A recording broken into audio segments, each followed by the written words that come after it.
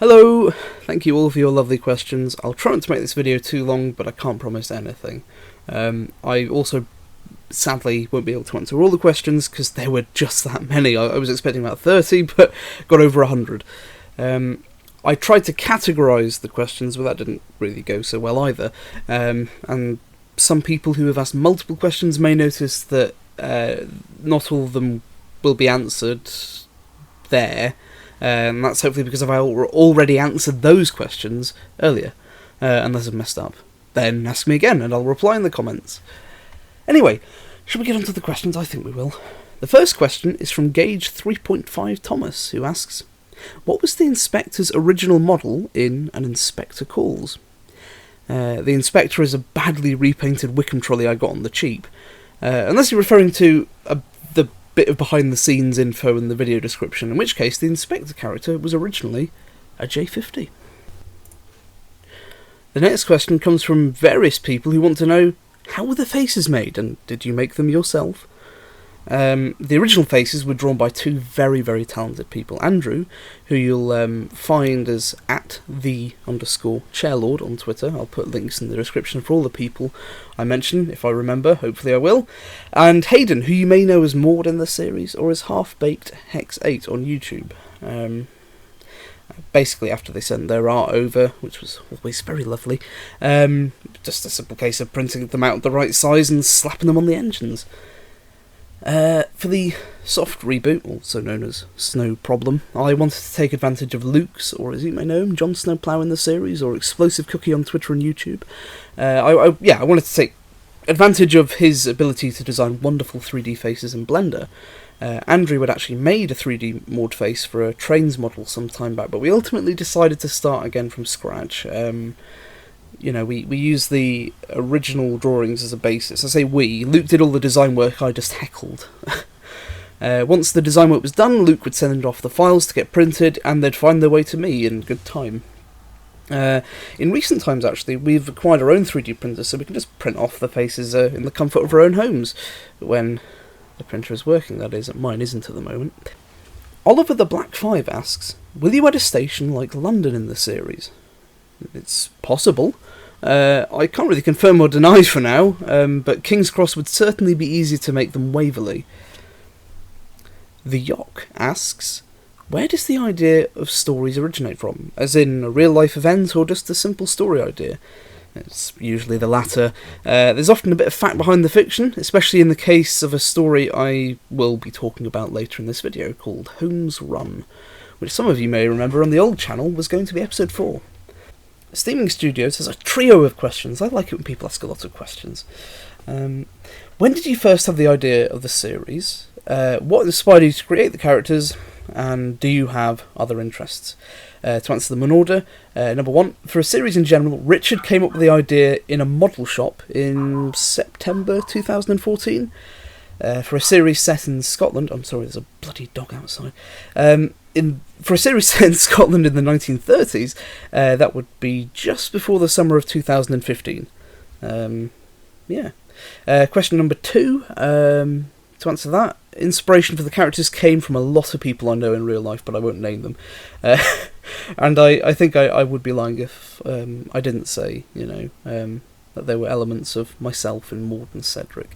Maude is definitely me when I've not had my dinner, and Cedric was definitely me on my first day at high school. Yeah.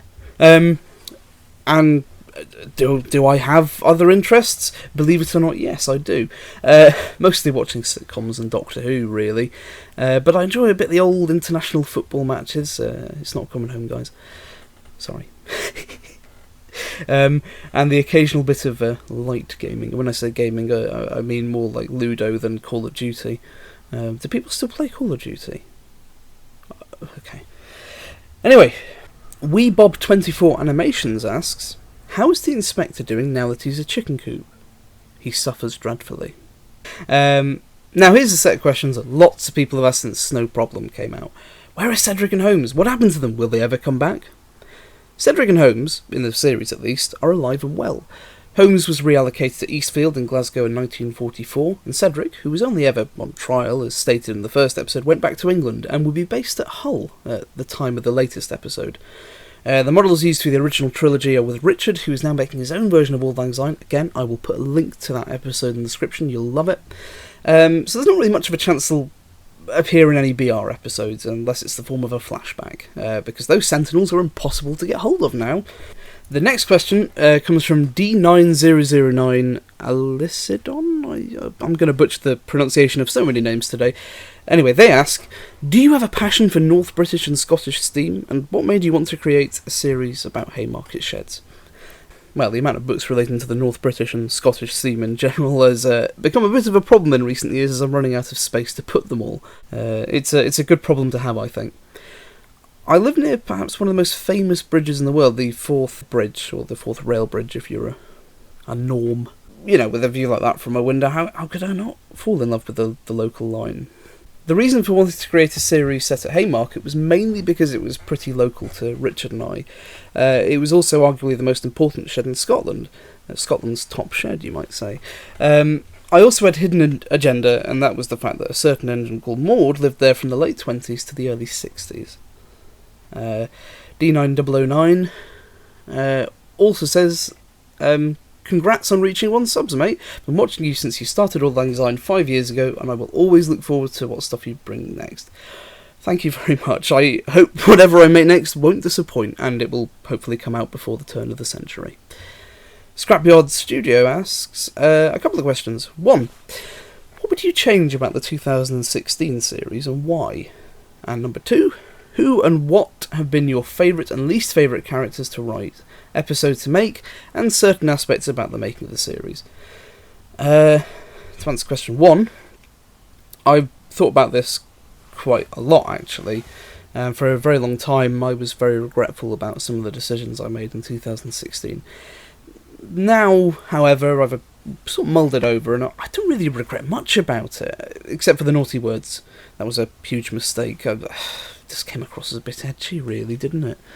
It was just unnecessary. My favourite characters to write were Maude and Peter, and also the Inspector, actually. He was great fun. I like that Maude has finally settled into being a rubbish old man with terrible schemes, and that Peter has a brain the size of a walnut. I could write hours of silly lines for those two. In fact, I already have. Holmes was my least favourite character to write for, until I figured out what I wanted him to be in the original episode 4, Holmes Run. More on that soon.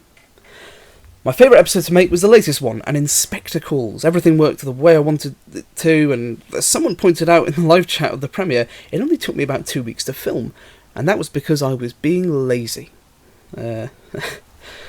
My least favourite episode to make was As Clear as Maude. Was it As Clear as Maude, or was it Just Clear as Maude? I can't remember, it's that long ago now. I think it is actually my favourite of the original run of episodes, but I was plagued with issues from dirty wheels to bursting light bulbs, and I think that might have actually just been a major catalyst for bringing the original run to a halt. My favourite aspect to making the series would actually be editing. I know it's not a favourite for a lot of people, but I find it quite therapeutic. Line recording is also great fun. When you have a group of people doing lines at the same time, it's just nice to sort of get a feel for how it's going to all come together, and it's really nice when people do the lines better than I had imagined them, which happens every time, so that's great, and I still get surprised by it. I think my least favourite aspect is filming. That's not to say I don't enjoy it for the most part. I do quite like it, but it can get a bit uncomfortable when you're the one, you're just one guy having to operate trains, the camera, lights, smoke machines. It can. Yeah. Anyway, moving on. Tank Engine 97 asks, which episode or episodes are your favourite? And were there any storylines that were changed or not used? And Inspector Calls is my favourite episode far. It just hits all the right notes for me. Usually the latest episode will be my favourite because that's the one I've done best. There are a lot of stories that never made it to screen, and plenty more that had drastically altered storylines. The original episode 4, Holmes Run, and episode 5, Bridge Over Troubled Water, were actually both written and still exist somewhere. Some of Holmes Run was even filmed. Some of you may remember the old teaser trailer. I still have all the footage, but not enough to really make anything out of it. That episode was actually co-written by Dan, or TARDIS Rescue, as you may know him. He also was the Shed Master in the first 3 episodes. And we had some great laughs doing that. I think it was a very funny script. I think he does too, but it's probably never going to happen. In my opinion, it was actually the first proper Auld Lang Syne story. It was the story that made me realise that, that's what the series is supposed to be. Not a proper historical insight into 1930s Scottish railways, but a shitpost in episodic format. Bridge Over Troubled Water was written before that, however, so it was a bit grim, as it saw Maude give Cedric an overly harsh dressing down, and it dealt with things like mortality and prejudice, and wow, am I not good enough a writer to get that stuff right. I think it had a lovely ending, though. On the other hand, an example of a storyline changing is evident in the original script for Snow Problem. The story started off with Maude noting that Haig had been banished to his branch, unofficially of course. BR didn't really banish engines, due to the fact that he had taken a dead engine's name, and that's just a bit rude, really. Maude, being a veteran who earned his name, obviously was not really a fan of that. I soon realised that it wasn't very fun, though, and that's where the YouTube version of Snow Problem comes in. I really wanted to soften Maude, so he was no longer the horrible and vindictive shithead from the original trilogy, but a grumpy old man past his prime, and I think that works much better. I'm actually quite fond of the fact that in Spectacles, Maude knows that we don't need an answer to every question in life. Sometimes it's nice to have a bit of mystery. That's not an excuse for missing out any of your questions, by the way. Anyway, let's go over to Twitter for the next couple of questions. @Sterling Green asks, what happened to Holmes and Cedric within Auld Lang Syne, and within the smelly real world, why were they done away with as characters? What happened to the original, presumably Gem, Maude model? Also, can I eat Maude? Okay, well... interesting set of questions, that. To answer the first question... that can actually be found earlier in this video, of course. But as for why they were done away with in the smelly real world, well, one, I'd sold the models on, including the original Gem Maude model. Well, technically the second Gem model. Hopefully we'll never ever see that. Oh god, I've put it on the screen, haven't I? Which had actually recently been reliveried for a story called Peter's Prerogative, in which he was to make a very brief cameo. This story, of course, never came to be.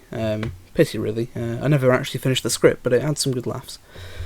And number 2, I was keen to move forward with new characters. Cedric was only really supposed to be there for the first series of 6 episodes when we planned them, and I'd always planned for Holmes to leave when the real 9828 left Haymarket, which is in 1944. Oh, and no, you cannot eat Maude. He is made out of metal.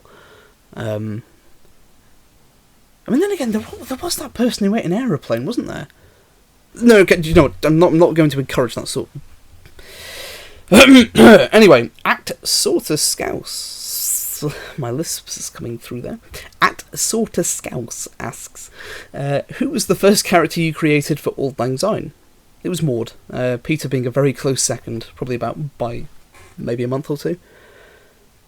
@Two Red Engines would like to know, on average, how long would you say it takes to make a single episode of the series? Number 2, aside from obviously Thomas Tank Engine, what's the main inspiration behind your series? Are they based on anything such as, say, real life events? Answering question 1, it only takes about a week or 2 to film an episode. Usually it's the writing that takes time. Once I've got an idea I like, however, it doesn't take too long to finish it, sometimes as little as a few days.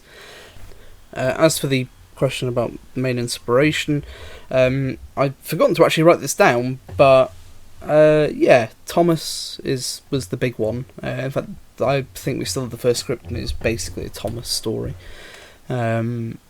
Tugs, Northeastern Steam was a big one for me. I still think that series looks beautiful. I guess I would also say Cross Lines, really, by Hayden. I think that's the best original YouTube series out there, so, you know, I'll die on that hill. Yeah, I do remember that we went on a sort of scouting mission to see what else was out there in the original railway thing. You know, remember it was Richard, Luke, myself, and Zach who worked with us originally. And we watched things like the BRWS, Jimmy the Ginty.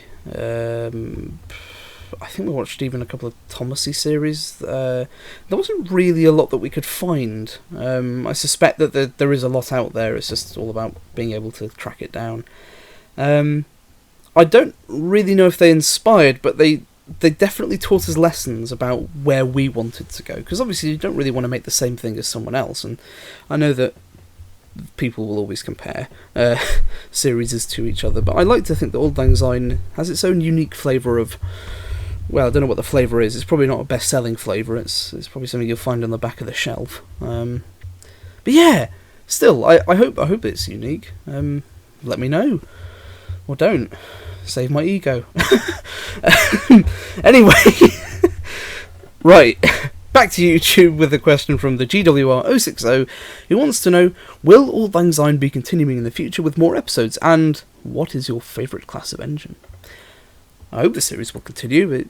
I always treat the latest episode as if it might be my last, because it very well, it might be.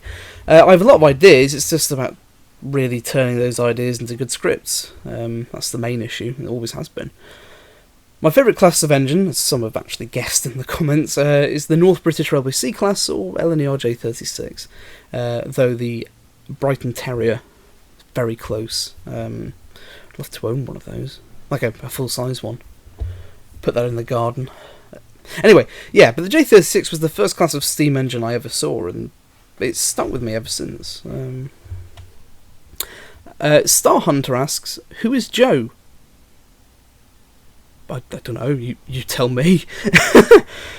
Great Western Productions 2857 asks, do you think Maude will ever soften up and become friends with Cedric? Maude definitely softens over time, but I don't think he ever became friends with Cedric. I do, however, think that he would gain a lot of respect for the little shunter by the time his trial period at Haymarket came to an end. Not that he'd tell anyone. Rafael Lopez asks, and again, I'm terrible with pronunciation, as you can tell. But anyway, the question was, what inspired you to do YouTube? An Evil of the Daleks animation on YouTube.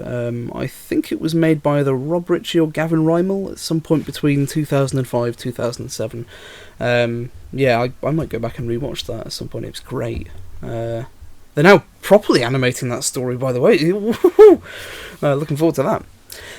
The Doncaster K3 would like to know, do you follow the shed allocations and withdrawals exactly by the book, or have you created one or two exceptions?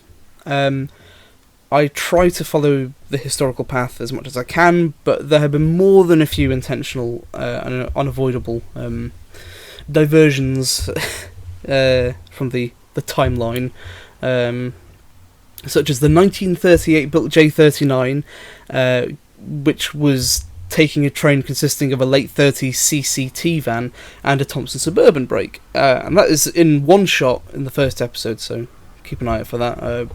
If I haven't ruined that for you already, then it's ruined for you now. What I will say is that now I've got a couple of the Yeadon's Register and RCTS LNER green books. They're really worth picking up, by the way, if you're interested in the more boring facts and figures about locomotive classes and allocations. I finally found out this year, or maybe it was the year before, where Maude was allocated before Haymarket. So that was good fun. Reading Studios has a long list of questions and says, hello, before I ask my questions, I would love to congratulate you on the achievement of 1k. You deserve it and more for the amount of work you put into these videos. Well, first of all, thank you very much. Yeah, I do feel very, very humbled. Anyway, their first question, which is a very interesting one, do you have any subscribers from the Democratic Republic of Congo? As far as I can tell, no one from the Democratic Republic of the Congo has even seen my videos, let alone subscribed. I could be wrong though. If there is anyone from there, say hi. I'll say hi back. Question number 2 is, where do you get your story ideas from? I usually get my ideas on the toilet or in the middle of the night. They come from all sorts of places. My arse mostly. What advice do you have for people who want to write their own stories centered around sentient trains? My advice would be to write, and keep writing. As a strange little man called Neil once said to me, your first video is always going to be shit, just get it out of the way. Which I realise now means experience is the best teacher. You can't learn from your mistakes if you don't make them in the first place. Now, question number 4 is, what is the most difficult part about making a series? Coming up with a script worth making. Question 5, do you know if they sell 7-Up at 7-Eleven? I need to know as soon as possible. I do know, yes. Question 6, what do you think of the Canadian Pacific Railroad and Kansas City Southern Railroad deciding to merge together to make the first railroad to ever go from Canada to Mexico? No comment. Question 7. How is the day? Nice, but hot. Very hot. We're going through a bit of a heat wave at the moment, which is weird. Scotland heat wave, you just don't connect the two. Northwestern Dude asks, how do you come up with the jokes and humour that's expressed in the episodes? And how come the series was dropped for a while, and what made you decide to continue it? They'll say, congrats on 1K. Sorry, there was a child screaming outside. I don't know if anyone heard that. There we go again. God, it's... Anyway, yeah, well, first of all, thank you so much for getting me to 1K, all of you. Soon I will be one of those big users, and I think that means I get a seat in the House of Lords. But yeah, to answer your first question first and your second question second, I don't really know where the jokes come from, apart from the obvious references and homages to other things. I know that sounds really unhelpful, and it is. I really just write what comes into my head. I usually like to go for the silliest option, with dialogue. Not that I'd call All Things Syne a comedy, it's more of a thing with jokes. I don't know. The series was dropped for a while for a number of reasons. 1, the model started failing fairly regularly. Holmes was basically the only model from the main cast to work consistently. Number 2, my mental health. I won't say anything other than everything that could go wrong did go wrong for me in 2016-2017. Point number 3, I wanted to move on to other projects. I'd started modelling in O-Gauge and was finding that much more rewarding than making videos at the time, so that took up most of my free time. And the final reason for dropping the series was I thought it was rubbish. I don't really think that anymore, by the way. I think it's aged, and I have most definitely done better since then, but at the time, I was bitterly disappointed in that series. It wasn't what I wanted it to be, and I felt like I'd let my cast, crew and friends down. Why did I bring it back? Well,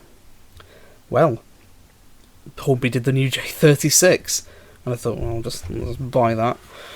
I bought another one. I went, could make a Maude here. Could make a story. Might not be big, but I could make a story. So yeah, I knew that I could do better. I'd had a bit of time away. I'd had a bit more experience doing other things. And I felt I could do it justice this time. And I think I have done it justice. I hope I have. People have been very nice about it, so... yeah. Anyway, on a less depressing topic about me hating my series, but also liking my series, Edward 13 Studios has a question, which is, what's your inspiration behind the name of the series and the characters? I'm very interested about Muffin. Well, I got the idea for the name at the time I usually get ideas for things, 3 in the morning.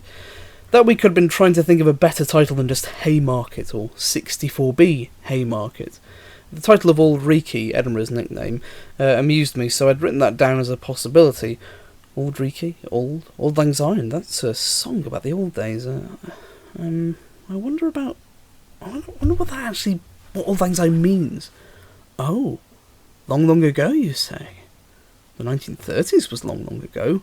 Auld Lang Syne is Scottish. So that's pretty much how it happened. It also meant that the theme tune was sorted. What's that old saying about two birds in one stone? As for the characters, Maude, of course, is a real engine, so that one was easy. Holmes is named after his designer, Matthew Holmes, and was also a bit of setup for the fact that he was going to be a bit of an amateur sleuth. Cedric, originally spelled Cedrick, until Dan pointed out that only American sports players are called Cedric. Seriously, look it up. Anyway, Cedric was called Cedric because, as part of his accidental creation, which was George pointing at a model rail Dapple Sentinel and saying, "Oh, you should have that as a character," I jokingly referred to him as the sort of the token new kid on the block in a sort of Thomas series. So I called him Cedric the Sentinel, like a really bad Thomas OC, and you could argue that all of my characters are rubbish Thomas OCs. Ouch. Peter followed the same logic as Cedric, Peter the Peppercorn Pacific. And Muffin is named after Muffin the Mule, a 1950s BBC children's character. The dodgy logic behind that being, if express engines are racehorses and goods engines are like the humble donkeys that they replaced, then that would make mixed traffic engines, half-breeds, mules. Of course, many of you will point out that goods engines really replaced ponies, but to that I say, shh! Most characters are named after their designers because I'm lazy and unimaginative. Anyway, Damson Lodge Productions asks, which episode was your favourite to write? Again, every time everyone asks about, uses the word favourite in an episode and a thing, it's going to be an Inspector Calls. The process just seemed to progress very naturally. Guy with Stuff 692 asks, what time do the stories take place? And Jerry the Green K2 asks if the series is set on a heritage railway. It isn't set on a heritage railway. As much as I love visiting heritage lines, to misquote Star Wars, I find your lack of freight disturbing. I could have done that in the voice, but no. The first three take place in March 1931, as Cedric was built then. The two most recent stories take place in December 1955, originally 1953, but we might get to that later. Freightener, I'm really going to butcher everything, aren't I? Asks, will there be any more new characters? Yes, if I make more episodes, that is, and I do want to make more. Joshua W56 asks, do you plan on introducing narrow gauge characters soon? Not at the moment, but if I ever start modelling the Winchboro Electric Railway, then I definitely will, because that railway is great. Two-Faced Tart Productions asks, Maude and Haig are given 3 songs to eliminate from existence. Which ones do they choose? Hi Ethan. Maude would eliminate Auld Lang Syne, Happy Birthday, and the George Formby back catalogue. Unfortunately for him, that's more than 3. Haig doesn't know what music is. The Lego Creationist asks, is this supposed to be a realistic take on the world and only a couple of engines have faces, or do all engines have faces? If so, does that mean that Sodor is canon in your series? Congratulations on 1,000 subscribers! Oh, thank you! I wouldn't say this series was realistic per se. There were a lot of liberties taken, and you probably couldn't get away with half the hijinks that the gang get up to in real life. All the engines who appear will have faces. Also, Sodor isn't canon in the Auld Lang Syne problematic universe. If Maude ever meets any of its residents, it will most definitely be unofficial and relegated to the Dimensions in Time section of the wiki. Big Ron was robbed! Oscar Guerrero, did I say that right? I don't know, let's find out. Wants to know, why did the Inspector have it out for Maude so much? I'd say he had more beef with Haig than Maude, but it's fair to say he didn't like him one bit. I think his main issue with all of the engines of Haymarket was their lack of discipline and respect for authority, really. There's definitely also a bit of a Napoleon complex there. Simon Train Brains asks, what made you decide to jump into the BR days of Steam instead of keeping it in the days of the Lner? I'd sold off all my Lner models and bought 2 Haigs on a whim when Hornby released them. I still had a few bits and bobs from BR hanging about, so it seemed logical to move to the 50s. Not a favourite time period of mine, but a surprisingly cheap one when you compare it to the Lner. I also felt that seeing as a few years had elapsed since I made the last episode, a bit of time should have passed for the characters too. It also gave me a chance to replace weaker characters with new ones and make Maude a bit less unlikable. Super Mario Universe 37 asks, so, hypothetically speaking, if Maude became God, what changes would he immediately make to the world to improve it? Remember that George Formby back catalogue from earlier? Well, now you don't. Pilkey asks, how expensive was it for all your models, and where did you get them from? Most of the models in the series cost around about the £100 mark. I think J36 has now cost about £125. If you want a brand new Bachmann A1 that's about £180, I wouldn't buy a new one, just get one of the older ones on eBay. The Inspector, however, was only a mere £45 brand new. That was nice. A lot of models were bought on eBay, second-hand, and sort of done up by me. Usually they're missing bits or they're not very well looked after. I also order a lot of newer stuff, like if it's brand new in box or whatever. I tend to get it from Rails of Sheffield, Hatton's, Kernel Model Centre, and Burr Valley Models, to just name a few. Model railway shows are really good for getting stuff too, but I haven't been to one of those for a while for obvious reasons. Legdig asks, with so many locations, how do you manage them all? Just move the buildings around, or is there something else to it? Mostly moving track, buildings and walls about, yeah. I've acquired a nice wee collection of sheds, houses and factory bits over the years, so that really helps. Thomas and Harry asks, has Maude ever sung the song Auld Lang Syne? Very rarely. He's not a fan of the song, as it's always sung on his build day, which, for those who haven't used Rail UK, BR Database, or any book that has any info on Maude, it's the 31st of December, or Hogmanay, as we call it here in Scotland. Very good excuse to get drunk, really, that day. I don't know, really, if people elsewhere in the UK particularly celebrate 31st, but, we've got a name for it over here. Quite a few people have asked why I picked Maude, and why Maude is called Maude, and what is Maude, and will Maude. Maude was the steam engine I grew up with. She was the first steam engine I saw in action, and believed it or not, even worked the old branch line a stone's throw away from my house. Maude is also the last survivor of perhaps the most ubiquitous class of steam engine on the Scottish East Coast, and one of the few goods engines to officially be named. So I think that's kind of special. I have actually noticed that a few people still seem to think that Maude is an engine I made up. No, you can literally buy a Hornby model of Maude.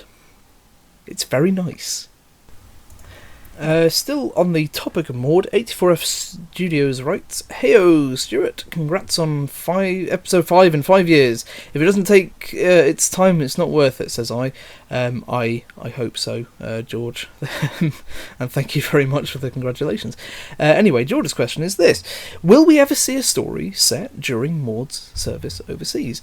World War I themed content is few and far between when it comes to the railways, especially in the fandom. I really doubt I will, to be honest. Not just because I don't think I'm good enough to cover that era. You've got to be very careful, I think, how you cover that, because I think the moment you make a horrific conflict, like the First World War, about steam engines and not about the people who suffered, I don't know, it doesn't quite sit right with me. And I think the way I would have to do that is to be very indirect about it. But yeah, I'm kind of just happy to move forward in time with this series. I want to keep going from 1955 to whenever, and maybe one day I'll go back and write stuff set before all that. I've definitely contemplated doing stuff in the 20s, but it's probably never going to happen. Also asking about Maude's stint in France is M for Meteor, who says, I'm annoying, so I'll ask two questions, that is. Did Maude's war service change him in any way, and what made Dougal mad? Congrats on 1k, by the way, you deserve it. Oh, thank you very much. And you're not annoying for asking more than one question. It's good to ask questions, and more importantly, I enjoy answering them. To answer your questions, though, yes, I do think Maude's time with the Railway Operating Division changed him. In fact, I believe Holmes alludes to this in Clear as Maude. I think he was totally disillusioned with with it all for a very long time as a result. I think a lot of people were after that war. Homes Fit for Heroes, my arse. I don't really think anything made Dougal mad, though. I think he was built mad. The spirits probably didn't help, though. Engine 87546 asks, why did that tender plough state that he was once an engine? It's very simple. John Snowplow was once an engine, and he wasn't called John Snowplow when he was an engine. But that's a mystery I'm not going to reveal here. That's for another day. Adjunction Malfunction asks, will you ever make a fully fledged movie or at least some sort of mini-series where it's all intertwined or to solve something? And what was it like filming Snow Problem with all the snow and such on the set? How do you clean it up afterwards? Well, let's answer the first question first. I wanted to make a movie for a very long time, but I did want to build myself up to it, but I lost momentum very quickly. I only did 3 episodes. The latest pair of episodes are intertwined in a not particularly overt way, as they both take place within a few days of each other. I have considered doing a mini-series or 2 set in the same universe. One set in the northwest of England. That was going to be in the 50s, but if I ever do it now, it'll probably be in the 30s, just to counteract the BR stuff. And the other on the Irish border, again, probably in the late 40s, early 50s. Someone make an Irish series, please. As for Snow Problem, it was kind of nice, actually, because usually you've got to get ballast, you've got to get grass, this, that, and the other. With Snow Problem, snow, trees, job's a good one. Well, in my opinion, anyway. I mean, I thought it worked. Cleaning it up afterwards is always a bit of a pain, because there's always going to be some of it that doesn't quite get cleaned up. There's always something that will escape the dustpan and brush, which is what I use to clean it up afterwards. Not very high tech. I imagine people have better solutions, but yeah, the dustpan and brush did the job. RWS NWR12 asks, when does the 2D Dougal spin-off Dougal Lang Syne debut? Well, I told you about that in confidence, and now you've ruined the surprise. Aryan Mangar, and I'm sorry if I pronounced that incorrectly, which I probably have, asks, will we see any non-Lner engines? It would be interesting to see how Maude deals with an engine from any of the other regions. I hope so. One was supposed to appear in the latest episode, but I hadn't got round to repairing it. I actually fixed it yesterday, and already have some of the faces ready to slap onto the smokebox door, so keep them peeled. I keep saying keep them peeled, and the Americans won't know what that is. Just Google it. Carl Matthews 8 asks, will we ever see a behind-the-scenes video? Who is your favourite character? The closest you're going to see to a behind-the-scenes video will either be the outtakes video I uploaded, and whatever I choose to play in the background of this video. Already I can detect the very bad work-in-progress Maude photos cropping up. But oh well. As for my favourite character, I really don't know. I know that's very cliched. At one point I would have said Maude, or maybe Peter, but I loved writing The Inspector too, and Holmes in that one good story I didn't make. Yeah, I don't know, John Snowplow? Rocky Railroad Animations asks, since Cedric is a Sentinel locomotive and shares components from their steam road vehicles, has he ever had a desire to drive into town, as it were? How does he feel about his steam lorry comrades? That's a great question about Cedric. It never really occurred to me, to be honest. There's something you can play with Richard. The second question Rocky Railroad Animations has is, how does Maude feel about being preserved? Does he enjoy the relaxed pace of being on display and visiting with people, or does he snarl at children and wish he could shunt off out of the museum? I think that the Maude that we see in Preservation is almost unrecognisable from the Maude in the first 3 episodes. As I said earlier, Maude has mellowed quite a bit by 1955. I reckon he's happy. Probably wishes that the stupid K4 nearby would stop talking about the West Highland line, though. He just doesn't care. Jerry asks, how long will the series go? No idea. As long as it's good, I hope. Ya boy asks, do you like American steam locomotives or their whistles? Seems odd, but I'm genuinely curious. Snort. I like a lot of the early American steam locomotives, such as Best Friend of Charleston and the Norris locomotive that ran on the Lickiters. Is that one cheating? There are some cracking American chime whistles, so yeah, you could say I'm a fan. Insane _ Edward asks, hello, love your stuff. However, onto the questions. Will we ever see that the loco that stole Maude's name, and will we ever have a story where one of the characters go down south? Glad you're enjoying the show. I actually wrote a story for the Auld Lang Syne blog where Maude does meet another war veteran with an unfitting name. The story was a bit rubbish, so I binned it. I don't actually think that Maude got the wrong name, by the way. I think he just struggled to accept the fact that he wasn't called something more noble. We'll probably see England again, or maybe the south of Scotland, in another story. In fact, where the Inspector ends up is supposed to be, it's certainly, judging from the accents of the characters, is in the northeast of England. But yeah, if we do visit down south, it'll probably be with one of the bigger engines like Peter, Muffin, or Humorist, who is still yet to reappear, but I would like to reappear. James Jameson asks, the shed in the series is Haymarket, so I was wondering if the big station scene in the series is Haymarket Station or down the line at Waverley. Yes, it is Haymarket. It's not very good representation, but the budget always seems to run out when I have to show the station. I really should have thought about that before writing it in. Fun fact, the station platform with canopy and newspaper stand in the latest story is actually my work in progress Knapford. So yeah. Isaac De La Rosa asks, and I probably butchered that as well, how do your models look so good, and have you ever considered using trains as a new way of filming? Oh, thank you. You can thank Messrs Hornby and Bachman for the models looking nice. I've only really renumbered, painted and weathered them, so, I probably actually made them look worse than when I bought them. I did actually consider trains for a wee while, but yeah, I don't know. I was just really bad at it. I mean, at one point, actually, it was very close to the whole series being made in railworks, and I'm really glad it wasn't in the end. I prefer working with model railways as kind of what I'm familiar with, and dare I say it, I am more of a fan of the model railway series than the trains ones. And that's just a personal preference. I don't think the trains ones are bad. I enjoy those too. Just personal preference.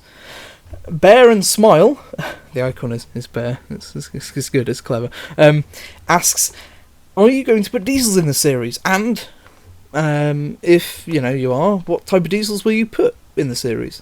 If I get further into the 50s, we'll probably see some DMUs.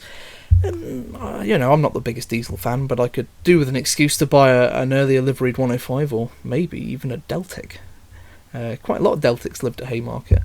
And they do look quite nice. I mean, a Class 17 would be fun, but that's well after. They came in well after Steam ended at Haymarket, so Alfred Paris asks, are there any engines rolling stock which you don't have models of yet, which you would like to add into your series or just own in general? Oh, there's too many to list. The model of an engine I probably want the most is a J82. Specifically the one called Queensferry. Because that would have worked, just on the local line.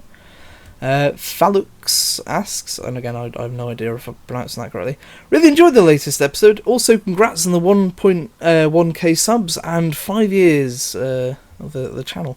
Oh, well, thank you very much. And their questions are, how do you keep the motivation and confidence to start, make and keep up this series content? I'm struggling for years with focus on the content project and with other things has to be done too. Any tips? I struggle a lot with motivation and especially confidence myself. That's really why you only, see like one video a year from me.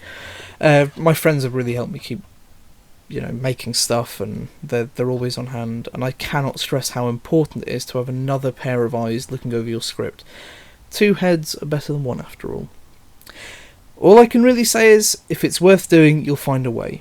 You have to push yourself. You'll be working in a lot of unfamiliar territory, and that can be a bit daunting.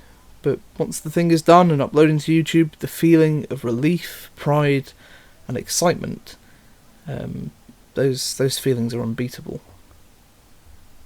The second question is the character Muffin, the name gave me a chuckle, the name fits really good, based on a real engine, or is it customised? Muffin is based on a real V2 numbered 60816 that was based at Haymarket. I'm glad you like the name. I have modified Muffin's model slightly since he first appeared. He was an old Bachmann V2, and I've now given him a tapered boiler. This was meant as a temporary fix so that he could be seen in the background without him looking too fat, because Bachmann are doing new V2s, but I don't think they've been released yet, so kind of had to, needs must, which is why the rather janky model appears in the latest episode. Velux's last question is, which editing software do you use, and is it recommended for starters? I use Sony Vegas Pro 14, got it for £25 in a Christmas humble bundle. It's very easy to use, and there are a lot of guides online on how to use it. Cannot recommend it enough. I hear Adobe's better though, so, I'm maybe not the best person to ask. Mangle Wurzel asks, how's Auld, and did Holmes enjoy reading Le Bear Polar? Oh, Auld is fine. In fact, the real one is housed in the same museum as Maude. So, if you're in the area, say hello, but... Well, actually, maybe not. People might think you're a bit weird. Holmes did enjoy Le Bear Polar, but didn't understand any of the bits in French, which is unfortunate, really, considering that the only bit in English was the receipt he used as a bookmark. Useful Engine 11 asks, are the older episodes of your series and the new episodes canon to each other, and what are your top 5 favourite pieces of fan content that you have seen? Yeah, they are both part of the same canon. I'm not sure if Richard's series will be too, as he's following... Oh, sorry, something almost fell down there. He's following his own path instead of the rather messy dirt road I left. I'm going to be a bit naughty about the second question, as I'm going to be very liberal with my interpretation of fan content. Crosslines. That's made by a fan called Hayden. Yes, the one who plays Maude. It's the best original Trains with Faces series on YouTube, and I will die on that hill. It's thoughtful, fun, and even has a cameo from Maude, so if that's not motivation for you, then I don't know what will be. Kindred Spirits. No, not the Crosslines finale, though you will watch that too. But a lovely Doctor Who story by Dan of TARDIS Rescue and Haymarket Shedmaster fame. He is also a fan. I don't want to spoil anything about it, but it's beautiful. Even if you're not a fan of the show, watch it anyway, you won't regret it. A Caterpillar Christmas. Remember the bloke what played that inspector? Well, he's a fan, and he made a lovely story about Thomas Tractors in Trouble, not to be confused with the Christopher Awdry book of a similar name. We Stand Bob. Little Railway Adventure. James, who is a fan and plays Peter in my latest story, is not just a talented voice actor, but an excellent writer and director too. The story gives me a warm and fuzzy feeling, like a cat or an episode of All Creatures Great and Small. He also did a pilot for a fun series called The Rails on Which We Run. I'm not in it, but it's still worth a watch. Last, and by no means least, is Midsodor Mysteries. With more twists and turns than a Colonel Stevens railway, Luke shits all over everyone's beliefs and expectations with thoroughly researched facts and fancy graphics. My kind of video, really. He spent hours, days, weeks, months putting it all together, and my God was it worth it. Keep an eye on that guy. He's going places, and I don't just mean prison. Also, I'm just going to quickly recommend some books. Firing Days by Harold Gasson. That's really good if you're into railway stuff. There are 2 books by Charlie Meacher. I think it was like Lner Footplate Days. They're very good. And Railway Adventure by Tom Rolt. I think that's. I've not finished it yet, but it's essential reading, I hear. So there you go. There's some books. Read books. Brett S. asks, what got you interested into model railways? Well, the first time round it was definitely the real thing. And when I got back into them, it was the Batman J11. No, I don't know why either. The Works engineer asks, have or will you visit Australia? I think I'd melt. But I'll try anything once. Hugh Munford asks, if you could bring any Lner steam locomotive that is extinct back, which would you choose and why? I would choose a Thompson A2-3. I almost went for something useful like a V1 or a V3, something that can actually run on a heritage railway. But I want to see a Thompson Pacific in action without having to buy a £20 DVD of a bad VHS scan.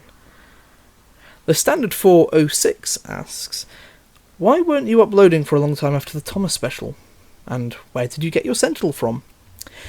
I was making another video for another project that, was kind of just took priority. I also wasn't sure really where I'd go after Thomas and the Fire Engine. It was just a matter of thinking really until the right thing came into my brain. I got the Sentinel from Model Rail, but that was a long time ago. That's 5 years ago, and they don't sell them anymore. And they're quite hard to get hold of now. You're probably better off getting an O-gauge one, to be honest. Dylan May has 5 questions. Oh boy. If you are familiar with the Newton Abbott saga, which episode is your favourite? I am actually familiar with that. It's been a while since I've listened to it, admittedly. So I suspect I'm quite far behind. I think last time I'd listened to it, it was when World War II was happening. So I don't know. I should really catch up with that. I do remember enjoying it though. Prolonged Encounter is one that I remember quite well. And the character Kingdom is very reminiscent of English football fans. Great stuff. The second question is, favourite railway series, story or book? Thomas Tank Engine. No, sorry. Tank Engine Thomas again. No. Very Old Engines. No, it's not that either. It's Duke the Lost Engine, isn't it? No, Tramway Engines. It's one of those, probably. I don't know. They're all good. Except for the Christopher Audrey ones. Favourite railway series or Thomas character or characters? The Ballast Spreader. Which real engine or 2 real engines is your favourite? Truro, Scotsman, Stepney or Wilbert? Out of those 4, it's between Stepney and Flying Scotsman. And the 5th and final question is, favourite Disney movies? Everyone loves Disney films, and that's always the popular question. Star Wars is Disney now, right? Star Wars is my favourite Disney film. Jamie Bullock asks, any chance of a Thomas crossover? Maude may make a cheeky background cameo, but not a proper crossover, no. Carson Maitland-Smith asks, will there be a review on We're All Fruit Salad, the Wiggles' greatest hits? God, I love the internet. Taylor asks, will other engines in the IRL Haymarket sheds make an appearance? Yes. At least 2 are ready to go. They just need faces. Also, what is going on with Haig's name? Well, I've consulted the ever-reliable Lner RCTS Green Book, Yeadon's Register, the back of the Hornby box, and the internet. And I've still not found a reason for 65311 being named Haig. Unofficially in 1953 or 1955, depending on the source. The in-universe reason? I'm not telling. And here it is. I can't believe we've actually got here, guys. We've survived. I think we're almost at an hour, but we're here. The final question. It's the big one. Who did the cover of Auld Lang Syne for the intro of An Inspector Calls? Bert Camford. Well, I'm sorry I don't have more time to answer all the questions asked. I am genuinely surprised at just how many people wrote in. Really, I thought 30 questions is probably going to be it. It'll be a nice 10-minute Q&A, but no. Clearly, I have underestimated things, and I'm very happy I have. It's really nice to hear from you all, and I hope that you all still have questions that need answering, because I'm happy to answer them. Maybe I'll do another proper Q&A at another time. Who knows? But yeah, thank you all so much for supporting me and the channel, and I hope that the next video will be out before too long, and it will be a good story of some description. But yeah, bye for now. I'm going on holiday.